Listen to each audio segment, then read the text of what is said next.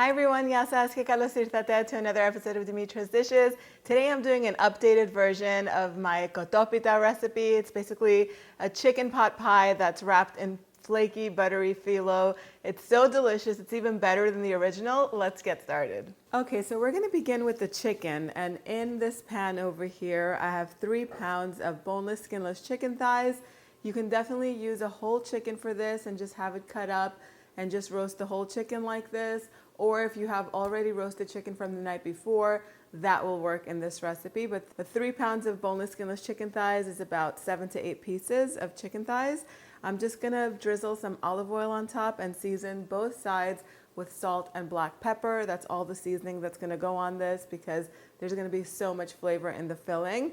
These are gonna go in the oven that's already preheated to 425 degrees Fahrenheit, and they're gonna bake for about 35 to 40 minutes or until they're fully cooked.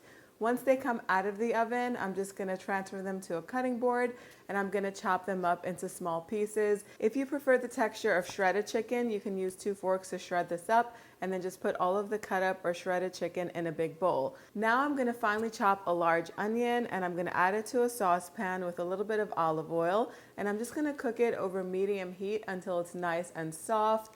Then I have 2 garlic cloves that I've grated. I'm just gonna add them to the onions and I'm gonna toss them around until they're warm through and fragrant. That just takes a few seconds. Don't overcook garlic, otherwise it'll burn and then it'll become bitter. I'm gonna transfer the onions to the bowl with the chicken in it, and the oil is also gonna go in there too. And I'm gonna save the saucepan because I'm gonna make the bechamel sauce with this next. But before I do, I have 1 16-ounce jar or 454 grams of roasted red bell peppers. I've drained them and I'm just gonna roughly chop these and add these to the chicken as well. If you don't have these jarred bell peppers, which are smoky and a little bit briny, they're so tender and delicious, you can dice up 2 bell peppers and just cook them along with the onions in the saucepan, and that'll work too. So they're gonna go in with the chicken, and now we're gonna make the bechamel sauce. So in the same pot that's gonna have lots of little onion bits left over, it's gonna add lots of flavor. I'm just gonna go in and add a little bit more olive oil, about 1/4 cup, and 1/3 cup of all-purpose flour. I'm gonna whisk that all up and I'm gonna cook it over medium heat until it's slightly toasted so I can get rid of that raw flour taste. Then I have 4 cups of whole milk that's cold.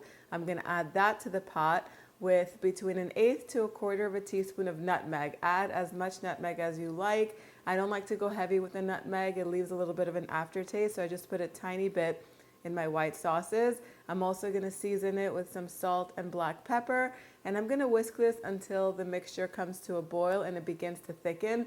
It's not gonna get too thick. It's gonna continue to thicken once it bakes in the oven. Once it begins to thicken, I'm gonna take 2 eggs. I'm just gonna whisk them up in that same pitcher that the milk was in, and I'm gonna temper them with the hot milk mixture so that way they don't scramble when we add them back to the pot. Whisk everything all together and then pour everything over the chicken. The sauce is gonna thicken as it cools, so it might look a little bit thin to you, but it's gonna be perfect. Pour that mixture over the chicken, and now it's time to add the cheeses. I like to add a handful of shredded Parmesan cheese, a big handful of either shredded mozzarella, or if you like gouda, you can add that to it for more flavor. And then I have a nice chunk of feta cheese. My favorite feta is a sheep's milk feta, and I'm just gonna crumble this in so that way everything is nice and creamy, and I'm gonna season it with a hefty pinch of crushed red pepper flakes for a little kick of heat. If you don't like the red pepper flakes, just leave them out. A teaspoon of dried thyme and a heaping teaspoon of dried oregano. Mix everything all up, and then you could give it a taste and adjust the seasoning. If it needs more salt and pepper, you could add it at this point. Again, mix everything up well, and now it's time to assemble the pie. When I first made this recipe, I made it in a 9 by 13-inch baking pan, and you can totally do that. I love to make it in these pans because it makes a really hearty pie. The pie is gonna be really thick, and there's gonna be lots of thick filling in it. But the other day I had guests over and I made it in a 9 by 13-inch pan, and it just came out so good. The filling wasn't too thick. There was more crunchy phyllo. I just loved it. So I'm gonna give you options. This makes 1 batch, but I also have another batch going in the back that you can't see that I'm gonna make for the freezer. And instead of making it in a big half-sheet baking pan, I'm gonna make it in 2 quarter-sheet baking pans, so that way I could have it on hand if guests arrive, or I could send it with my son whenever he's away for work. I love to have stuff in my freezer. A well-stocked freezer is a lifesaver. So I have a pound of phyllo here that's been thawing out. It was in the fridge thawing out overnight, and then I left it at room temperature today in the morning. So it's been out for a couple of hours. Before we begin, I've melted 2 sticks of butter, and I left the wrappers in there. I did this quickly in the microwave. I'm just gonna brush my pan with these wrappers that still have lots of butter on them. And now I'm gonna open up the phyllo. And I know some people are afraid of working with phyllo because it tears and does stuff like that. But if you thaw it out properly and if you buy really fresh phyllo, you won't have that problem. Before we begin, I'm gonna reserve 7 sheets for the topping. Okay, and once you open phyllo, you cannot do anything else. You have to assemble everything, otherwise it'll dry up and start breaking on you. This moves so quickly. We're just gonna line the pan with the phyllo, 1 layer at a time, and I'm just gonna drizzle butter between each layer. The first layer goes on the bottom, and then I'm just gonna go around the pan, letting some extend outside and some stay inside. You go around in a clockwise direction. And if you ever get 2 sheets that are stuck together, just put them on together. Don't try to separate them because they'll just tear up and it's not worth it. And I'm just gonna keep going in the same pattern until I run out of phyllo. And there's just gonna be a little bit extending outside. Most of it is gonna be inside the pan because there's gonna be plenty of phyllo on the top. We're gonna make an accordion topping, which is so beautiful and crunchy. It looks nice and it just tastes so good. If these 2 are stuck together, they're gonna go in together. I'll just put them on the bottom like this. And I'm not putting butter on the top layer. Now the filling is going in. So creamy and good. Just spread it. And then just take all of the phyllo that's extending over the edges of the pan and fold it over the filling and just brush some butter on the top. Don't brush, drizzle. Okay, that's done. Now we're gonna make the accordion topping. This is my go-to way of making the top crust of pies that are made with phyllo. So we're gonna take 1 sheet at a time, and you just gather it up like this, and you put it on top. So you do it on the wider side because this is a bigger pan.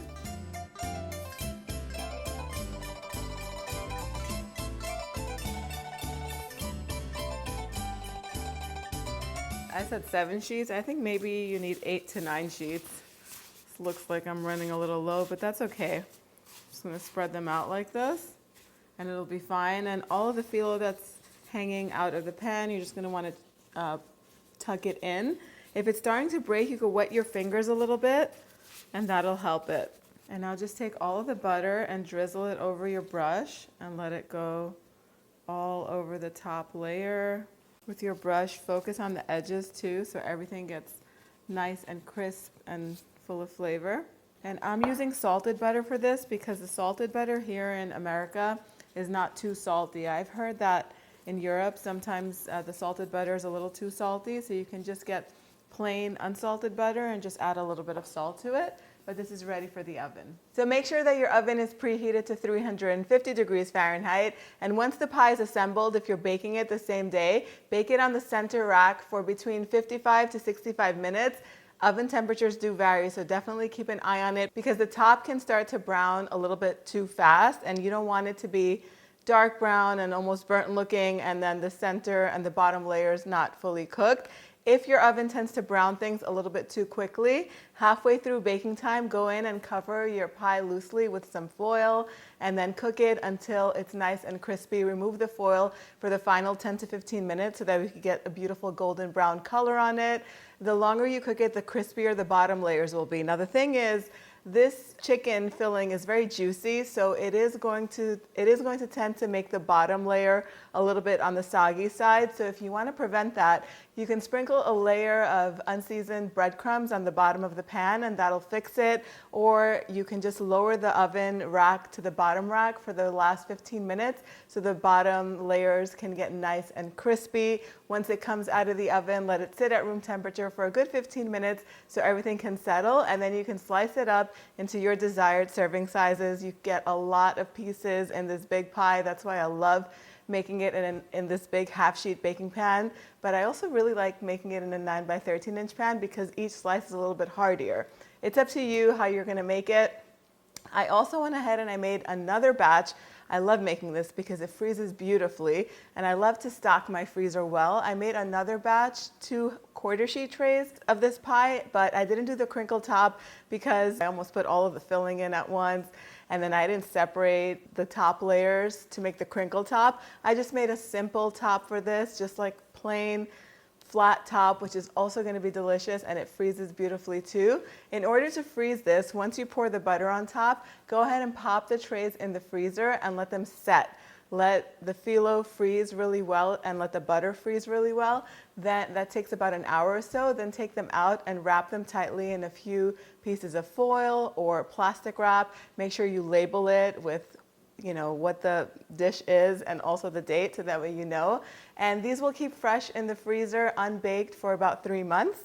You can uncover them and then just bake these just the way we did this pie, except if you're baking them from the freezer, you don't thaw them out. You just cover it loosely in foil, cut a little hole in the foil so that way the steam can escape, and you bake it covered for 45 minutes at 350, and then you uncover it and you bake it until it's beautifully golden for another about 30 minutes or so. Every oven varies, so just keep an eye on it, and you will enjoy this kotopita anytime you're in the mood for it. There are plenty of ways you can substitute things if there's something in here that you don't like. If you don't like roasted red peppers, you can saute some mushrooms and put them in here. Zucchini would be really nice too. If you don't have the jarred, brined, roasted peppers, you can put fresh bell peppers in here. Like I said, when you're sauteing the onions, you can saute the peppers at the same time. If you want to turn this into a strudel, or several strudels because there's a lot of filling in this, you can definitely wrap this in the phyllo and make it into a strudel shape, or even use puff pastry if you love puff pastry. You can even make little mini pies out of this, like triangles, just the way we do spanakopita and tiropita. The options are endless. If you want me to show you how to make any of those in particular, post it in the comments section down below. Let's do the taste test. And let me let you hear how crispy this is. See that top, how crispy it is? And the filling is so juicy. My goodness.